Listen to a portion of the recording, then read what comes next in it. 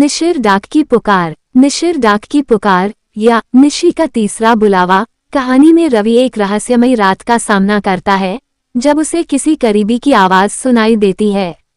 गांव की मान्यताओं के बावजूद वह बाहर जाता है, लेकिन जल्द ही उसे एक डरावनी सच्चाई का एहसास होता है। गांव में कई दिनों से अजीब घटनाएं हो रही थीं। रात को लोगों को अपने घर के बाहर किसी प्रियजन की आवाज सुनाई देती, जैसे कोई उन्हें बुला रहा हो। लेकिन गांव के बुजुर्गों ने चेतावनी दी थी, अगर रात में किसी की आवाज सुनाई दे तो कभी जवाब मत देना। ये निशिर डाक है। रवि एक साहसी और जिज्ञासु लड़का था। उसे इन कहानियों पर ज्यादा यकीन नहीं था।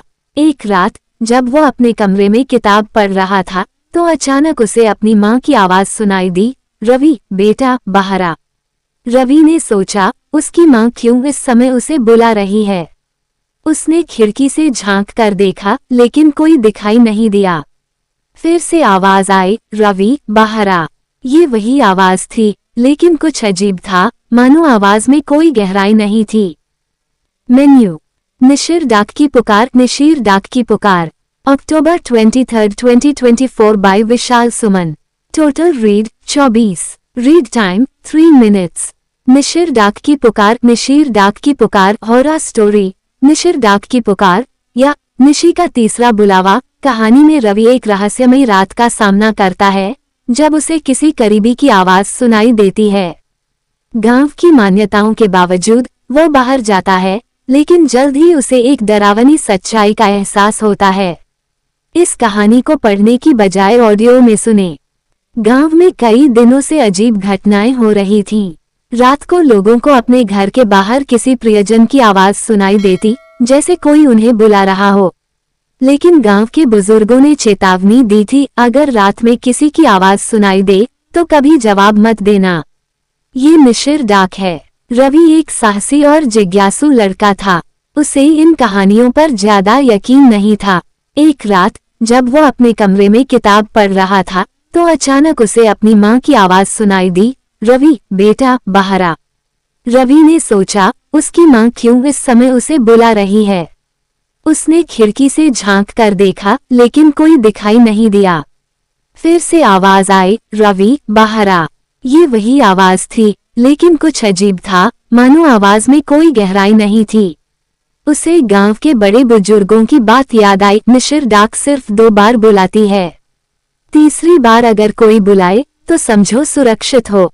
रवि थोड़ा घबराया, पर उसने ठान लिया कि वह तीसरी बार का इंतजार करेगा। उसने खुद को संभाला और चुपचाप बैठ गया। कुछ पल बीते और फिर आवाज फिर से आई, रवि बाहर आ। ये तीसरी बार थी। उसका दिल तेजी से धड़कने लगा, क्योंकि तीसरी आवाज का मतलब था कि यह निशी नहीं है। उसने दरवाजा खोला और बाहर कदम रखा। बाहर घना अंधेरा था। अचानक उसकी माँ सामने खड़ी दिखी।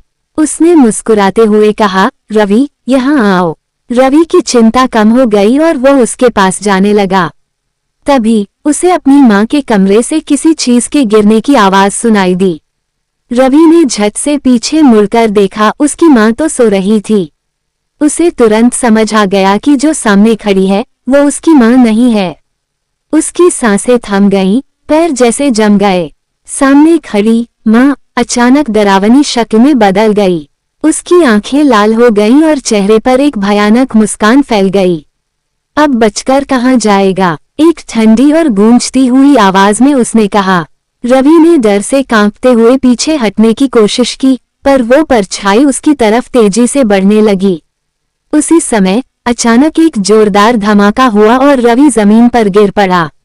उसकी आंखों के सामने सब कुछ धुंधला हो गया। जब उसने होश में आने की कोशिश की तो देखा कि वह अपने कमरे में था। पसीने से लथपथ उसका दिल तेजी से धड़क रहा था। क्या वो सब एक सपना था? लेकिन उसके कमरे की खिड़की अब भी खुली थी और बाहर से धीरे धीरे वही आवाज फिर से सुनाई दी, रवि बेटा बाहर आ।